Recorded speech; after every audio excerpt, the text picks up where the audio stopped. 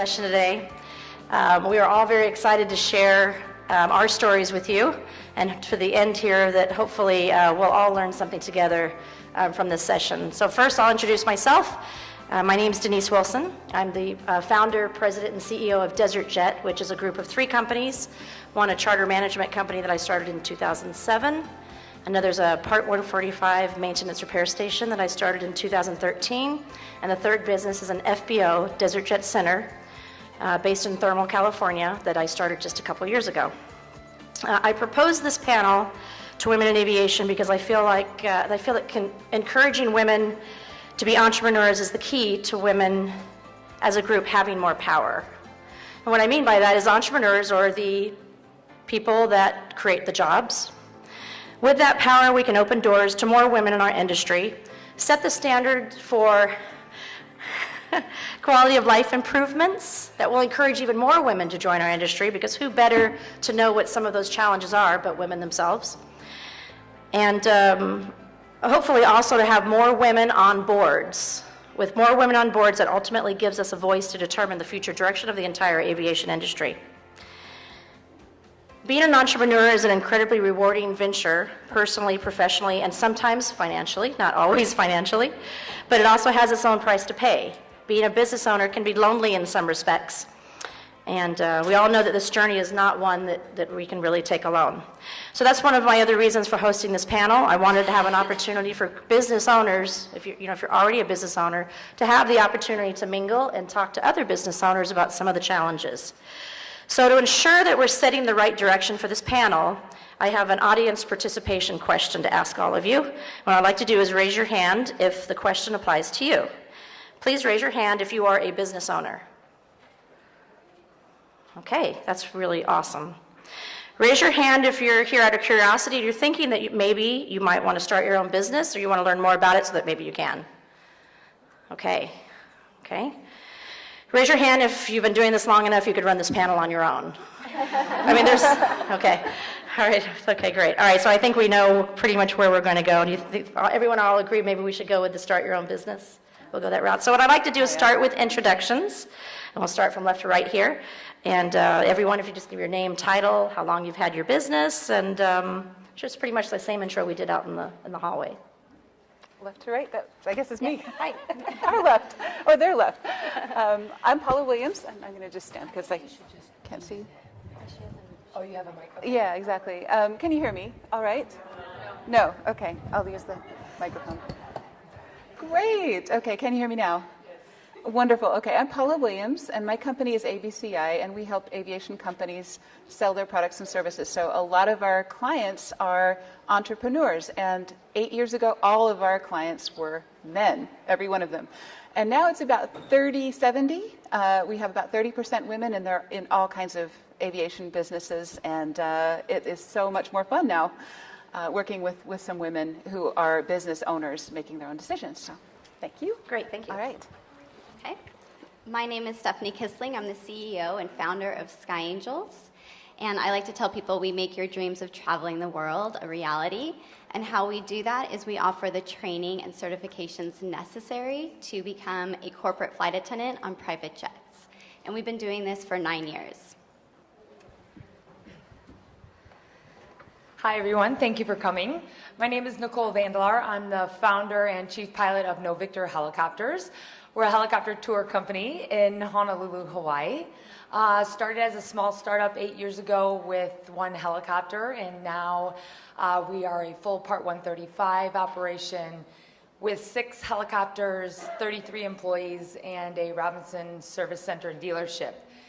We operate an average of about 20 to 30 helicopter tours a day, sometimes up to 50 in the holiday time and season. And we are a busy place, but I can offer some experience on small startups and sole ownership, especially starting in the young.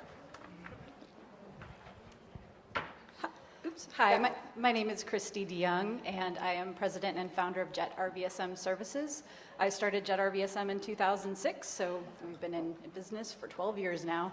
We have 7 employees. We're in the regulatory compliance business, so when you buy a new aircraft and you need to fly the aircraft in special use airspace, we'll assist you with the authorization to get from the FAA to allow you to do that. We're also starting a company called Pre-Flight to assist contract pilots with running their own contract pilot business, and really want to help out the women. If you're interested in contract pilot flying, we look forward to talking to you. Yeah. There we go. Good afternoon. My name is Abingdon Mullen, and I am the founder and owner of the Abingdon Watch Company. We make adventurous watches for adventurous women. So it did start as the first pilot's watch for women, and it was something I started right out of college. I was 22 years old and decided to start learning how to fly, and I wanted a flight watch after I got my pilot's rating. There wasn't anything made at the time, so as most businesses can attest, or at least many, they're started out of the need of creating something that doesn't exist in the market yet. So that's exactly what we did, and now 12 years later, dive watches, racing watches, basically anything for women in non-traditional fields. We operate out of Las Vegas. We have about a dozen employees, from a dedicated watch repairer to our customer service team. But we are truly a retail business. So it's very unique in that we don't have to deal with the FAA, but yes.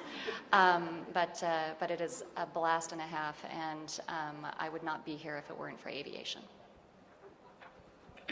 Hi, I am Jennifer Guthrie, and I own In-Flight Crew Connections. It's an aviation staffing company and recruiting, and we provide contract labor to clients around the country. We're in probably 47 different states with employees and clients, and we manage contract pilots, flight attendants, maintenance technicians, flight techs, drone pilots, armed security officers, cleaners of aircraft, all kinds of labor that flight departments utilize, but yet they do not want to hire them as employees. Started about 17 years ago, and here we are. So Jennifer, while you have the microphone, could you share with us why you started the business? Well, I was 16 years old, and my mother's boss, who was an entrepreneur, said, "What do you want to do when you grow up?" I said, "Well, I want to own my own business." He said, "Oh, great. What do you want to do?" I'm like, "I don't know. I just want to own my own business." But, as paths lead along, and I've did a lot of different things over the years and ended up with, a need in the aviation industry in the Southeast region, because I'm from North Carolina, and that's how I started, and I love it. Awesome. So next question for the next panelist, Abingdon here. How does your business make a difference in this world? I would say that, we'll just call a spade, right? So it's a watch. But from the success of the company, we launched a nonprofit that just got its 501(c) status last year on November 3rd, which was the 11-year anniversary of the company. And we have the Abingdon Foundation, which provides scholarships to get women into STEAM fields. And so we've brought a woman from Canada this year to this conference. We've already issued another one to bring a woman to the SHOT Show, Shooting, Hunting, Outdoor Trade Show. And we do it for the dive industry, we do it for the automotive industry, and so we really are trying to introduce young women to these amazing industries, because I'm sure we can all attest the electricity at this conference over the last 3 days is invigorating, and it's just magnetic. So I want to afford that to others, because when I learned about aviation, I was 14, and none of my family knew how to fly. It was something I found out at high school. So that's how we give back and how we try to make the world a better place. That's awesome. Thank you. Hey, Christy, could you share with us what the day-to-day of your business looks like? And if you work on the business sometimes, if you work in the business, maybe give us a picture of what those two things might look like. Okay. And is it the same every day? No. Okay. I would say when I'm in the office, it's wake up, check emails, go crazy, return phone calls, check in with the FAA inspector. So it's a lot of managing projects that I have. checking in with employees to see, because we have people kind of based all over the Bay Area and in Southern California, so we're not all in one place. So checking in with them. And then after that's all done, then focusing on kind of the nuts and bolts of running the business, making decisions about ordering supplies and, which vendors to use and those sorts of things. And I also attend a lot of aviation conferences, so I'm on the road quite a bit, going to owner pilot groups and networking. And really the success in business is completely, largely based on personal relationships with people and your integrity and likability, accessibility. So I try to be as out there in the world as much as possible. Great, thank you. And I think, Nicole, this is maybe a good question for you as well, whether you want to talk about the in the business or working on the business aspect, but what's your normal day like? So we have a flight schedule that is running daily. We're open 7 days a week.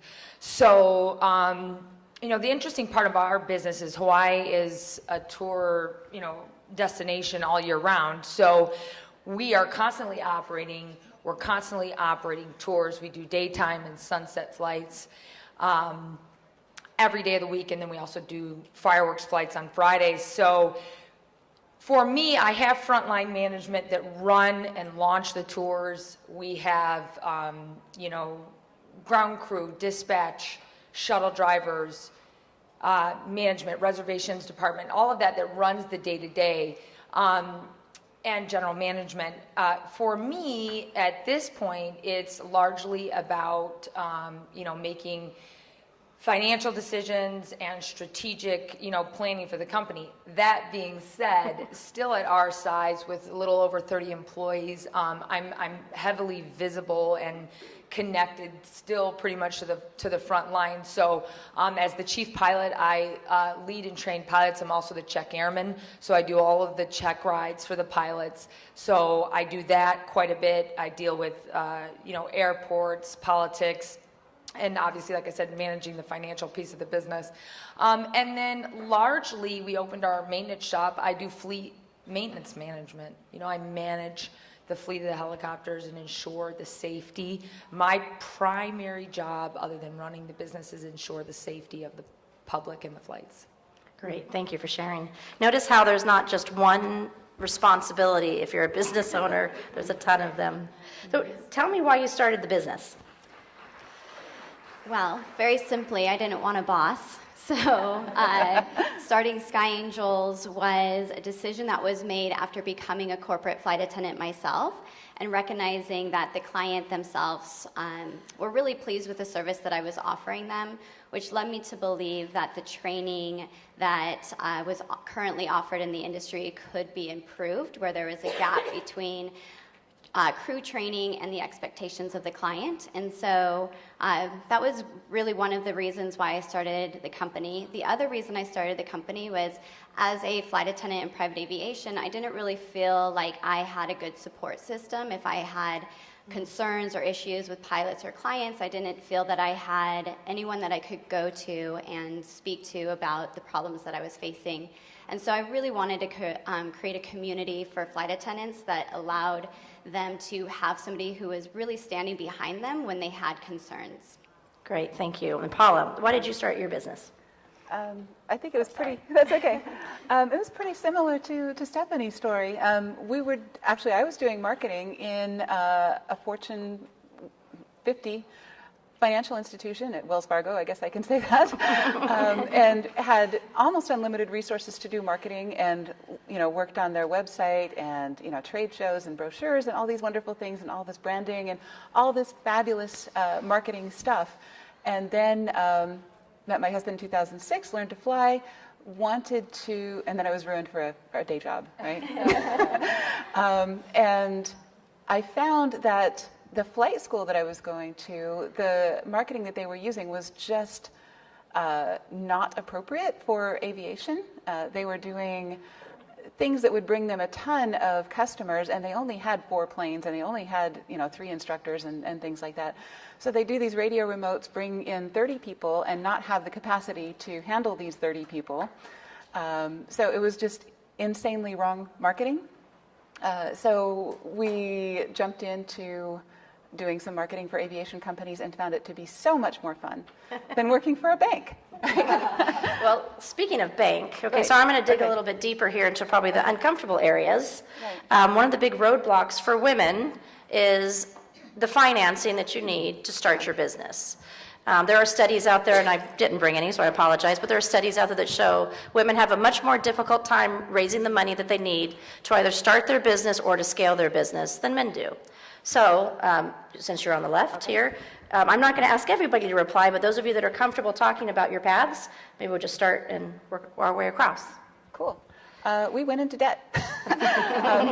I worked for a bank. I mean, there really are two choices, right? You can either finance it yourself, or you can get somebody to finance it with you or for you or around you or under you, right? And of the choices, I would much prefer, personally, and everybody has to make this choice for themselves, I trusted myself, and my husband owns 5% of the business. I own 95%, so he gets 5% say. But we made the decision that we were going to run up some credit cards, and that may not be the smartest Dave Ramsey advice in the world, but it kept us from taking a partner, and that was really the only alternative for that. So we're in the black, and I'm happy. So, Excellent. yeah.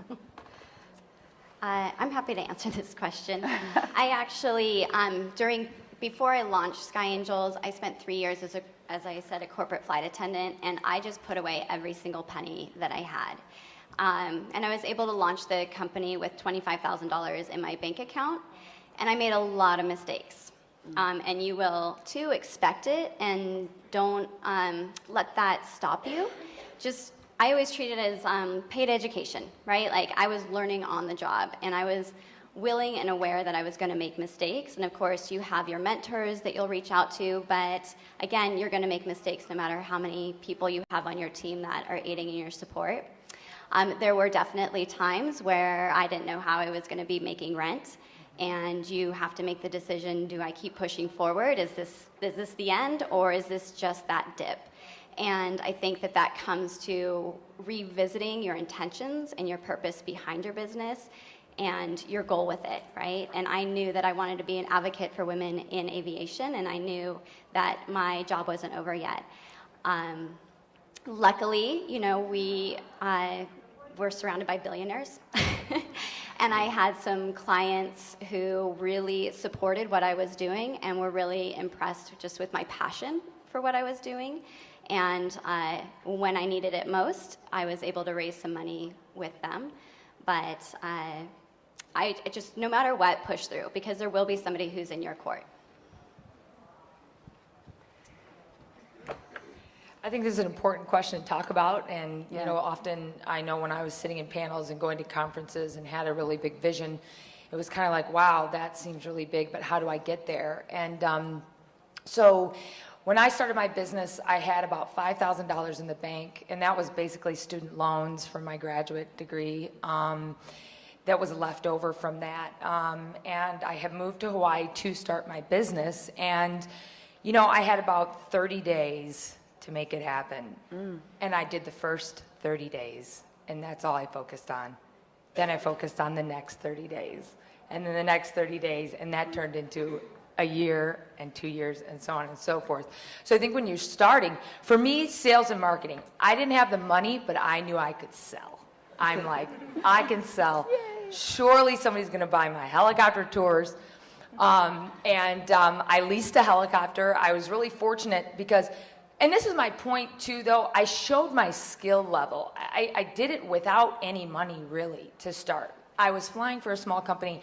I was flying a helicopter for them, and long story short, I was looking for my own helicopter, and some things happened with that business, and I then was approached to lease that helicopter that I was flying. And that was because for the year prior to that, I was being paid peanuts, but I was the only one that knew about the helicopter. I knew the maintenance on the helicopter, I knew how to fly it, I had a lot of hours in it, and the owner of the helicopter said, I heard you have a small business and you're looking to lease a helicopter. And the guy that I was working for at the time was fine. He didn't want to lease it anymore. And I said, yes. And he needed a place to put the helicopter. I needed somewhere to rent. And basically, he said to me, and we're in this small little trailer, you know, and he said to me, well, so how are you gonna pay for the helicopter? You know, and I just gave him my spiel, you know, I'm going to get this contract, I'm going to get this contract. I didn't have any contracts, but I told him, you know, I'm going to do it. Hey, this is what I'm going to do. I'm going to get these contracts, and I can pay for it. And he said, all right. And, you know, we signed a lease. I was very lucky. I looking back, I have no idea how that fell in my lap. Meaning to say, I didn't actually end up giving any large deposit on that helicopter or anything. But I paid the lease on that helicopter every month for 2.5 years on time. I never paid a day late or a penny short. Even on the months where I barely made my rent or barely made the payment for the helicopter. And once I went to buy my first helicopter, I had not even enough financials, and many banks, did not want to finance my first helicopter, 23 to be exact. Ask me about how many scholarships I applied for before I won. Oh, wow. And the one day, finally, I got smart and I said, well, why don't I show them all the lease payments? So I took my book that every month I stamped paid on my lease payment that I was very proud of, and I showed them, look, I've paid, you know, 2+ years of a lease payment on time, never late. Talk to this guy, I paid him, you know, and it was that lease. And so anyways, the bottom line that I wanted to make about that is that you don't have to have the money, but you do have to have the will and the confidence, and you cannot give up, you know, and you do have to be honest. Like I've heard, you have to be honest and make it happen. So after a few years, I was able to put some money in the bank and be able to go from there. Did you want to keep Yeah, anyone that's interested and wants to share. Sure. So my business didn't require a lot of overhead. Luckily, I didn't need to lease a helicopter. But Right? when I started the company, I borrowed $5,000 from my parents. I got a 0% credit card for the business. I called my cousin and asked if I could move in with her in California, and she basically charged me nothing to live with her. So I spent 6 months just doing what I could to get the business off the ground. As time went along and the business started making money, that's when I started scaling up. You know, eventually I was able to hire some contract employees. My dad is one of them, so my dad worked me. And then we hired started our actual payroll. So when we started having employees, which brings on a whole new level of stress and anxiety and making your payroll. So I think just starting small and working your way up. I think a lot of people, when they start out in a business, they think they have to get the best of everything, and you know, I think you just kind of have to work your way into it. That worked for me anyway. And we're also starting a new business now, so we're taking the money from Jet RVSM and putting that into pre-flight. And so the problem, you know, when you're starting a new business is if you bring in venture capital, you're giving away a percentage of your company. Right. So if you can self-fund, you can maintain control of that company. Right. So that's our goal, is to you know, keep control. My business partner is an aviation attorney and Silicon Valley startup expert, so he's been really helpful in you know, guiding us through the process.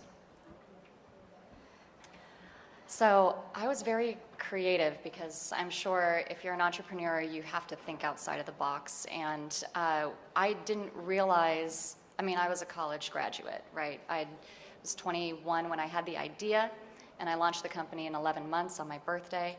And that was my goal, that was my deadline. Whatever I can make happen, I'll just get a website up there, even if I don't know what the product is even gonna look like. That was just what I had set down for me. So the way I structured my loans, or my initial investment, I knew I needed $40,000. And the reason is because if you build a watch, you work with watch manufacturers, and this really goes for any product. If you want something, there's a minimum order quantity, it's an MOQ. Right. And for the watch world, it's 500 pieces. So I had to figure out how to make 500 pieces and $40,000 for a website and the ability to take credit cards, and which I didn't actually end up having.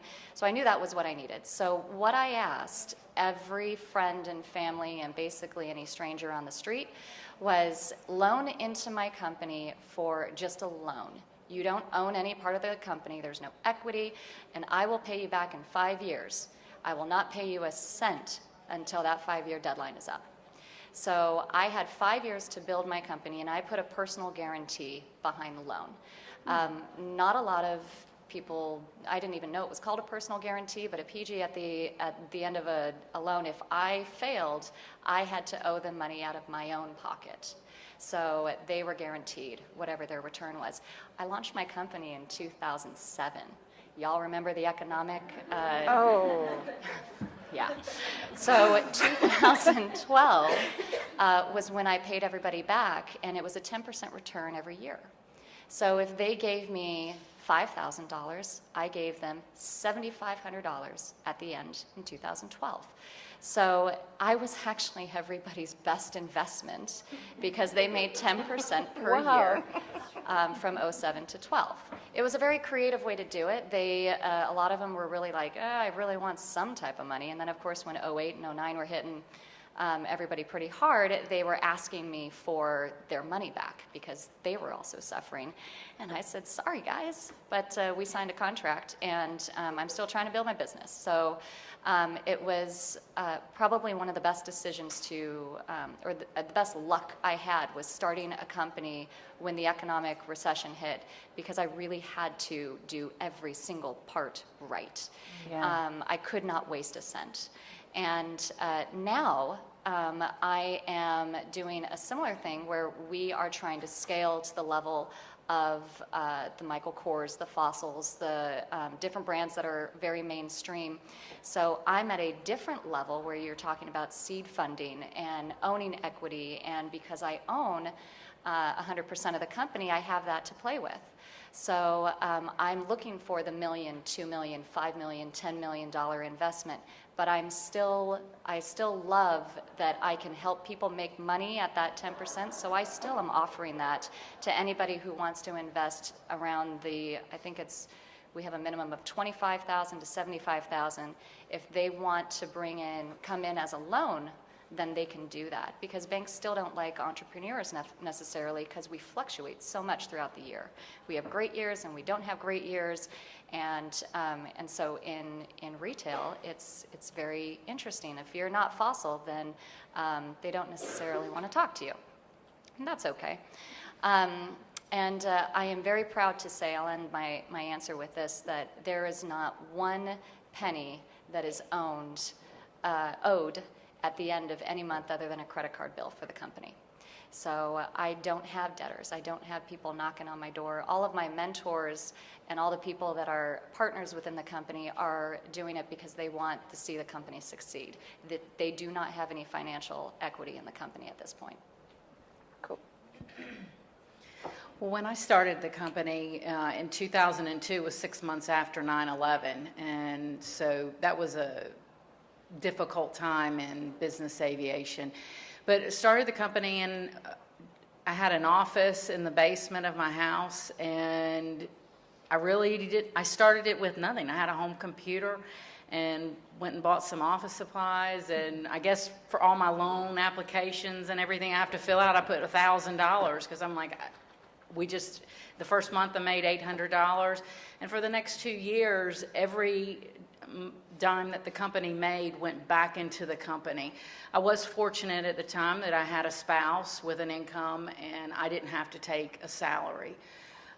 It was probably in about 3 to 4 years after the company started, got a line of credit for $50,000 and used that for the next 9 years, and just would borrow from the line and pay back as I had to. It was kind of based on our receivables.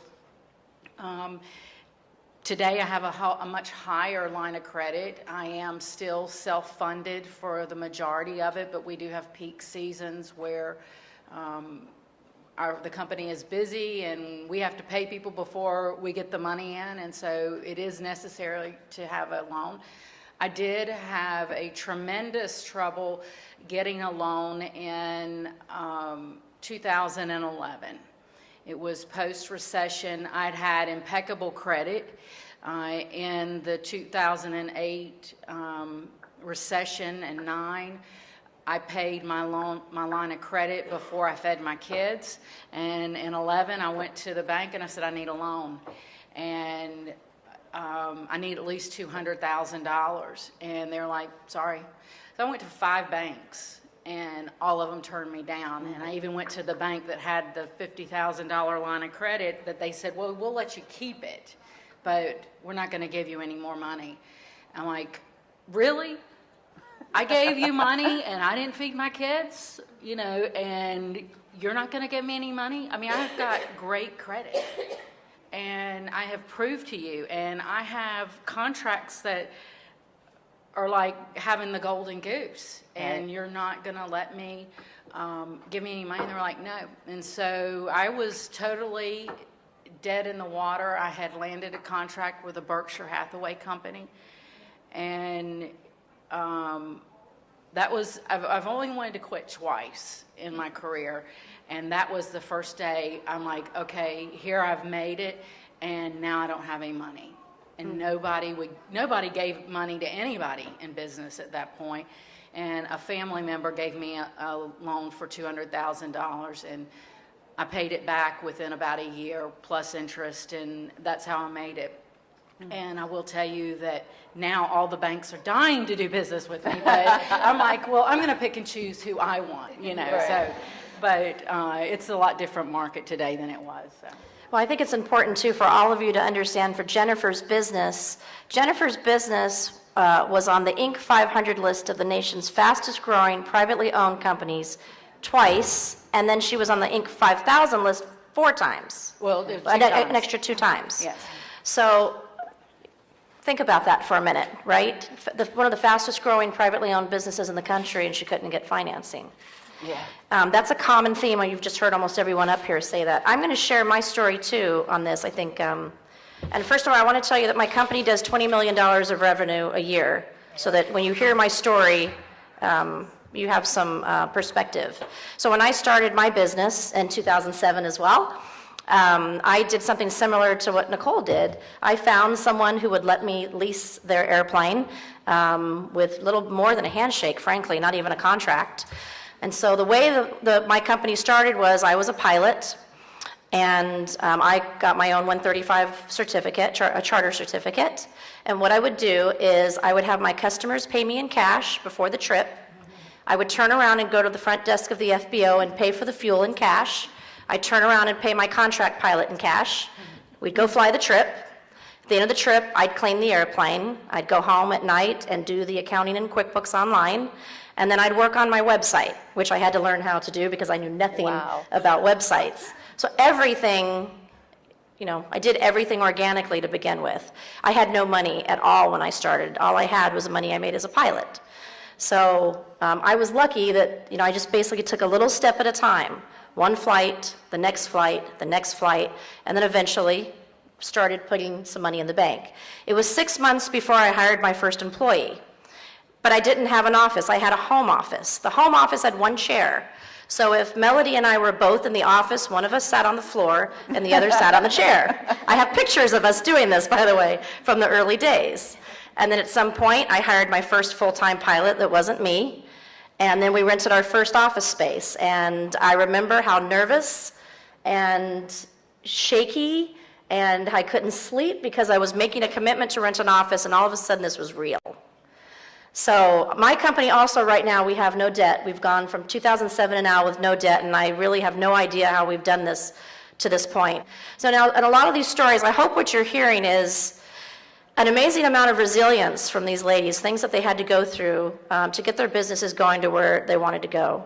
The grit, I mean, and the creativeness really is very impressive. I've also heard a lot of, you know what, just say yes, and we're just going to do this, and we're going to figure out how we're going to make it work. Right. I don't know anybody that, I mean, in college, sure, you write a business plan, right?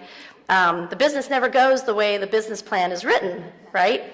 So you have to have that creativeness and you have to have that grit. Thank you for allowing me to ask that question. I think it's an important question, as a lot of you mentioned, that we should really be talking about. And the other thing I think we should talk about a little bit is failure.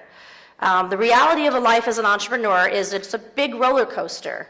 There's amazing successes, like the Inc. 500 list, right? And then there's the day, Nicole and I just had lunch today and we talked about, severe issues where we have, government officials trying to push us off the airport because they don't think that we belong there. So highs and lows. So I'd like to have each of you guys just for a moment share maybe what your biggest failure's been, maybe when you thought everything was going to come crashing to the end and it was all over. I know you heard one story already, but it was all over, and what you did to overcome that and what you've learned from that. So I think we'll start on the other end. Thanks. I think one of the greatest challenges that I face as a business owner, I have 24 or 5 people in my Charlotte office that manage our book of business, and then we have over 700 employees scattered around the country.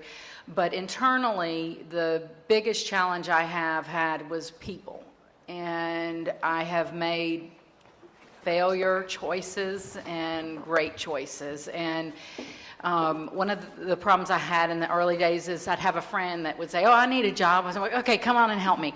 Well, they didn't really have the expertise to get me to the next level. And so it's cost me a lot of money. It's slowed me down in a lot of ways. But I think having the right people in the right seats on the bus is very important, and that's a business entrepreneur saying. And so, I think it's mostly centered around the right people. I'd say my my biggest challenge, and for those that do know my company, because we've been coming to this conference since 2008, nobody really knows that I was on Shark Tank. And when I was on Shark Tank, it was season 6. I had been applying for 4 years, and I finally got on to the show. And the thing about Shark Tank is they they have 180 businesses present for the season, but they only air about 100. So there's a chance you're just not going to get aired. So the only episode you'll see me in is the intro to season 6, the first episode where they just show a whole bunch of entrepreneurs. I'm one of those. But they never actually aired the episode. And the preparation involved in going on to live television was massive, because here I am presenting a product that I'm marketing to roughly 50,000 individuals in the United States. That's how many female pilots there are in the United States. That's a small market, and I can tell you that Mr. Wonderful does not like the number 50,000. So my pitch was to start branching into all of these other industries, and that's what I was seeking the investment for. So even though, and they don't tell you if you're going to be aired or not, it was also during that year when that season 6 was going on that the Malaysia Air incident happened, and the aircraft was taking over the news as to where it was and what happened and all the speculation. So there's a theory between the producers and myself that the reason that we didn't air the episode was because it showed aviation, and there was a very negative aviation story that was going on at the time. That could have been, nobody knows, but I was so frustrated that I had done 4 years of work and had prepared a year to present the business in a positive light and to try and gain this investment, and it didn't happen.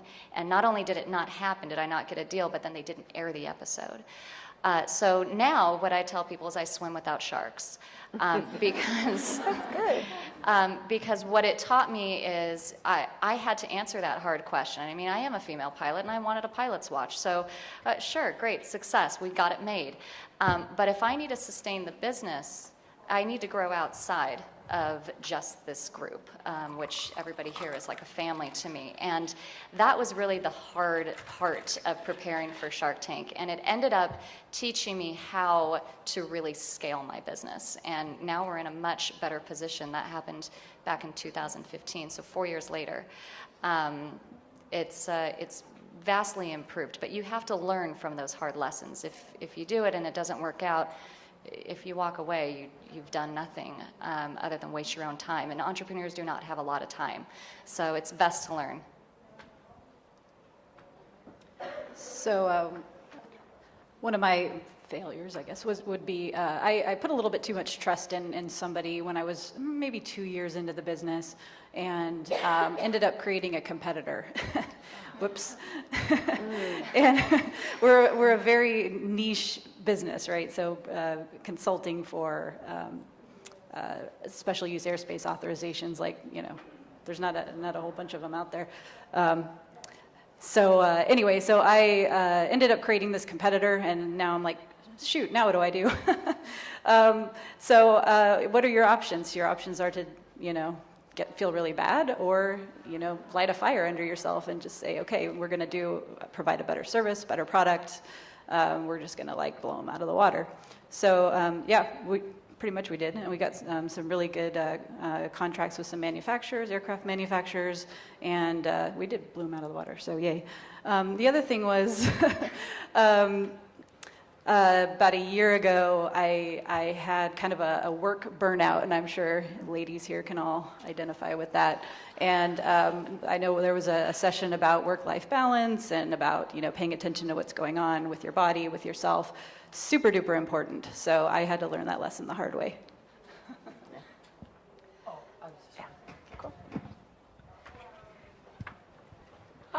There's a lot of different types of, I could say, challenges, we'll call them. Definitely staffing, as I heard earlier, that's always an interesting thing. Although I've found that over time I get better at staffing, and I get better at, working with people and leading and managing people. So I guess I'll tell a story from early on. It kind of follows up on that first helicopter I went to go buy. After I leased one, I had wanted to actually buy one. We were getting bigger. We were busting at the seams for the one helicopter that I had. And I went to buy my first helicopter, and I was very excited. I flew all the way to Florida. I went to a supposedly Robinson service and dealership, talked to the guy. He took me flying. I flew the helicopter, da-da-da-da. Tell him I want this custom paint scheme. I have this vision. I think it's great. Go back to Hawaii, put down a deposit of $32,000. So the helicopter's supposed to be delivered in 6 weeks. Well, 6 weeks comes and no helicopter. No helicopter on the way. Very difficult to get a hold of, et cetera, et cetera. And I'm thinking, no. I'm smart gal here, you know what I mean? No. And who buys a helicopter and it doesn't show up?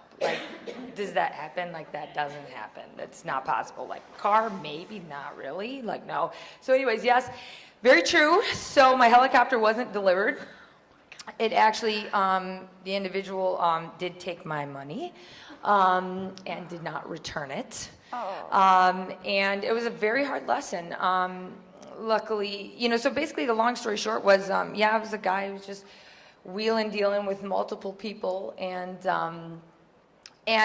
he spotted me right off the bat, he's like, oh, she's way too vulnerable, and I was. And I did everything right. Here's the funny story about that. I did everything right. I used an escrow. I signed a purchase agreement. I went there, for God's sakes. I did everything right in those respects. But it was my first transaction, and there were definitely some mistakes I made. But anyways, I will tell you, actually, after many, many years, I did legally go after that money, and just a few months ago, I actually got it back.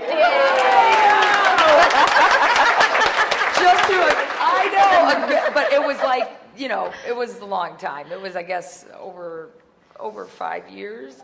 But it wasn't anything that long and drug out. It was just, And I tell you that story because also persistence, we're talking about persistence. I had let go of the money, and I earned way more to make up for that. But I said, you know what, I'm just going to keep it going to try to get that back. And I did. And I think most people would have let it go. And I just kind of said, I'm just going to keep pushing it along. And anyway, it ended up in my favor. So I feel better about humanity after that. Good. I would say expect failure and learn from it. When you learn from it, it now will become your success, and you will grow so much from that. I think for me, recognize that not everybody will do business with integrity in the same way that you will. So get a contract and make sure it's ironclad. That is one area that I would suggest that you spend money on, is with an attorney. Because I was left with an unpaid invoice of over $30,000, probably not as much as a helicopter, but it was enough to really hurt the business. And this was the time where I was really concerned whether or not I was going to be able to keep the doors open. I went and had a conversation with this gentleman, and he was just adamant that the money was not coming. And unfortunately, the contract would not allow me to fight for it legally. So do expect failure. But again, just recognize, if this is something you truly believe in, where there's a will, there's a way. And there are going to be things that just beat you up and make you want to quit. Almost every day, I think that we can say, should we do this or should we quit? And then there's been times where, my father passed away, and when I took a trip just to clear my head, and I came back finding out that I was going to be kicked out of our training space. And so it's just in the worst possible time, you're going to have things that are just hitting you left and right. But push forward, because this past year, we doubled our profit in 1 year. And the company is finally soaring high, which is one of our favorite little things. And we're finally on a trajectory towards mass success. And everybody who's out there who's starting a business, running a business, know that there's people out there that will support you, family, friends, and be your biggest advocate as well. Don't forget to pat yourself on the back for getting through all your emails in a day. Yeah. That doesn't happen. Yeah. Right, exactly. Crash and burn. I think if you've been in business for more than a year or so, you have at least one good crash and burn story. We were self-funded, and we were doing, what you were doing. We did have 2 chairs, so that was a wonderful thing. John and I each had a chair, and we had a PC and everything else. We got a big client in our first couple of years of business, and we thought we were doing really well. We were so excited about this big client that we didn't look too carefully at him. And I was coming from the finance industry, right, where the world is full of sharks, into aviation where it's only nice people, right? And they all have really high integrity. So I thought, we're home free. This is great. And we have this big client, and now we can buy some computers, and we can hire some people, and we can do some things, and we can do all this stuff. And it's going to be fabulous, right? Until it wasn't. We had a photographer that was working with us who was a very young and talented person, but very young person who was on site with this client, and this client decided that he wanted more work than what was on the contract, and my photographer refused, and this client locked up some of his lighting equipment and said, we're not going to release this to you until we get this resolved. And so John and I drove a couple 100 miles and showed up in his office the next morning, and he wasn't there.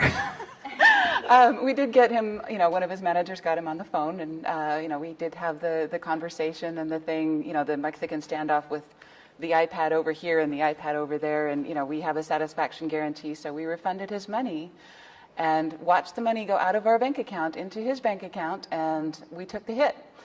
That was our biggest failure, and we drove away with our photographer's equipment, and we resolved the relationship with, so we take care of our people. That was thing number 1.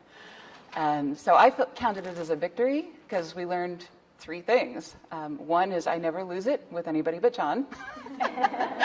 I just rehearse everything, and it works out much better with the client. Number 2, we go over all of our numbers every Monday. I know every stinking number every stinking week.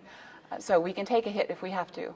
And number 3 is we can, because we resolve that, we can walk away from any decision at any given time. And that is the coolest thing about being an entrepreneur. And that is something that I want for ourselves forever, and I want for all of our clients, and I want for everybody who's an entrepreneur, because there's no other way in the world to get that. You don't get that from a boss. You get that from yourself, right?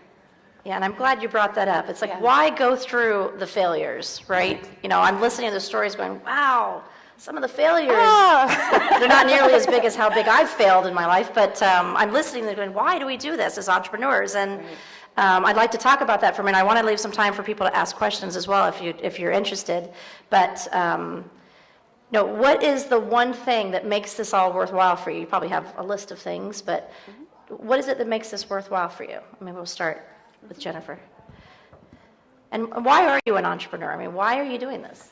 I just think I was born with it. I don't know. It just came out of somewhere, and I don't know where it came or why. I didn't really know enough about business when I was 16 and said I wanted to have my own business. But I like to work for myself. I like to call my own direction and my own strategy, and I like that freedom. I was a good employee, but I prefer to be my own boss. What was your other question? That was it. That was That was great. it? That was it. That was Yeah. great. But I love it. I don't think I'm cut to be employable by somebody else at this point in my life. Probably true. So I don't think I'd be a good one. I agree with Jennifer. I think I was born for this. I was, always like the 6-year-old with the lemonade stand. I had to outperform every Girl Scout that was in my troop and sell as many cookies as I could. So I love it. I mean, the reason I show up before my staff and I leave after my staff every single day, 7 days a week, is because it's my customers. They are my boss. If customers aren't buying my product, I can't pay my employees.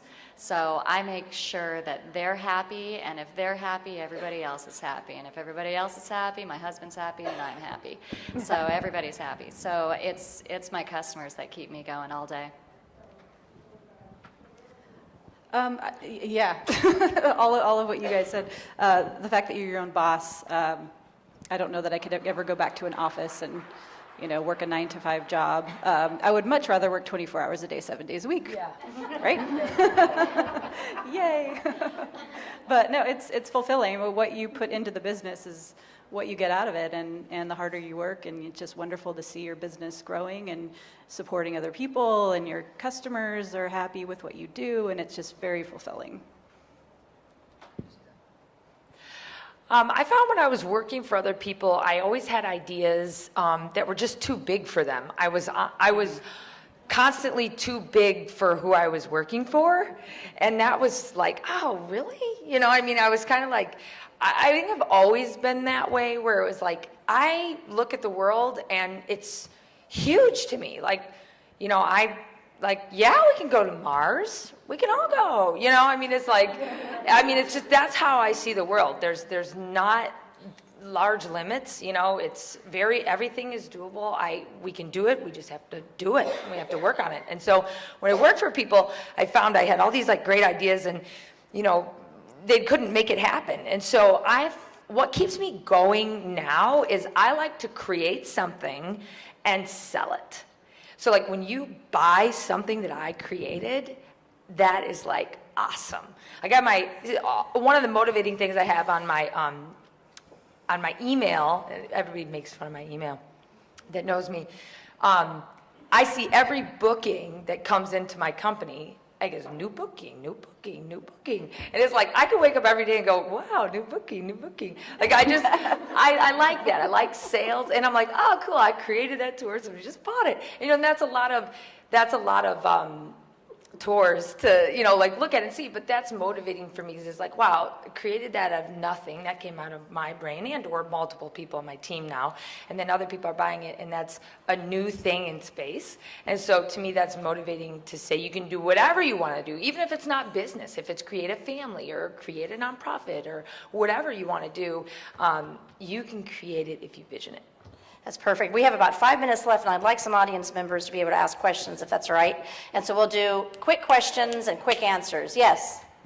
Hey, do any of you have any suggestions for somebody that's really attracted to entrepreneurship but doesn't exactly have specific inspiration for a product or a service?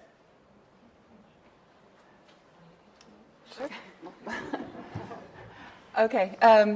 The first thing you need to start with is basically your skills or your talents. So is there anything in particular that you are particularly good at? I'm assuming aviation related? Yeah? Okay. Yeah, aviation, and I'm interested in photography. Okay. All right. So, if it were aviation photography as an example, you want to look for who's doing that now, and what can you do that's different?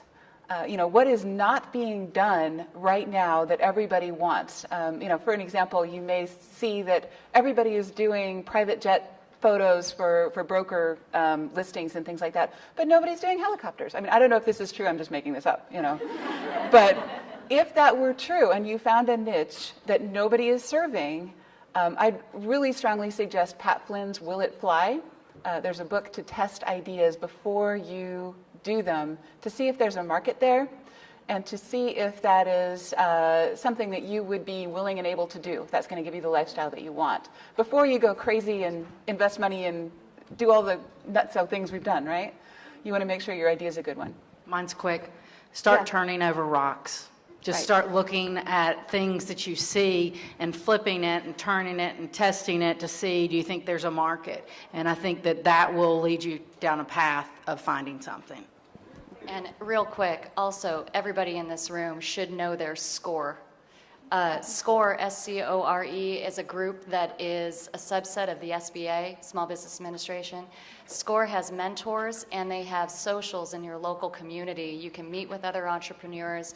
It's You can hear free. business pitches. It's free. Yeah. And you get connected to your entire community. If you want to find out an idea of a business and you don't have one, just start hanging out with other entrepreneurs. You'll get a seed planted.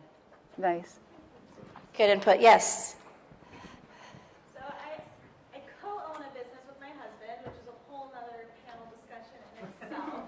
We're 2 years in, just cash positive for the first time, and talking, what do we do next? So when do you decide to scale and buy, lease your first office space versus bring on your first employees and all of the stress that comes in those really early years? So my question to you is, what was that biggest, most stressful decision right in that, oh shit, you might actually do this moment? And then how did you scale from there? Yeah, I was going to say I did it wrong. So. I mean, Right. when I was small, I waited till I was busting at the seams to make any more things that I owed on. So, and then I did very small increments. It wasn't until I had more cash that I started making bigger moves. So if you need an office, great. I mean, my first office rent was like $150 a month or something. Get something small and your brain will get big, So I would say get small increments in the next year and then see where you can go from there. Lady in the blue polo? Yes. Hi, I'm obviously not from here, so my biggest, just starting off a business and late in my life, a massive career change. So I was just wondering, how do you find a mentor in your business that suits you? Because I've never had one for the last 20 years, so I'm just trying to find one. Oh, I'm so glad she asked this question. I love this because I belong to 2 mentor groups. talking about this. And so there are groups, but it depends on where you are. In the U.S., there's women presidents if you're over $1 million. There's Women's Advantage. And NABO, which is National Association of Women Business Owners, that I would strongly encourage you to be a part of, because these peer groups are incredibly helpful in bouncing off of these ideas and helping you to make the right decisions about your business. And peer groups are invaluable. I don't miss my peer group meetings because I learn. They call me on what I'm doing wrong. They hold me accountable. And it's just really an invaluable part of being a business owner. So it's a great question. I'm going to add a little bit to that too. So I was in the Women Presidents Organization and also the Young Presidents Organization, which is a mixed gender group as well. my schedule got too busy and I stopped doing that. But now, for the past 5 years, I've had a business coach. So I talk to my business coach every other week, and that relationship with my business coach is one of I can talk to him about anything. Once you're a business owner, it's actually can be a little bit lonely, because there's, you're the face of the company, and there's the public persona that you put off, your brand, and then there's a time you just want to go into the closet and scream because things aren't going the way you want, and there's a lot of things outside of your control. So having a business coach allows me to have a mirror in front of me to show me when I'm off base, to help me be a better leader, and just to be able to tell me everything that nobody else can tell me. And some of us talked about this earlier, putting the pressures on your spouses to have them be your springboard all the time about everything that's going on in your business. That's a lot of pressure for a spouse. So having a business coach is also another way that you can get the mentoring as well. Also, this group also spoke before this meeting. We want to continue this discussion, and in line with this question, we want to start a women presidents organization, a women founders organization specifically for aviation. So if you have interest in that, yes, I like the clapping. If you have interest in that, please stay afterwards. We'd love to talk to you about it. Thank you all so much for attending the panel today, and thank you to our panelists.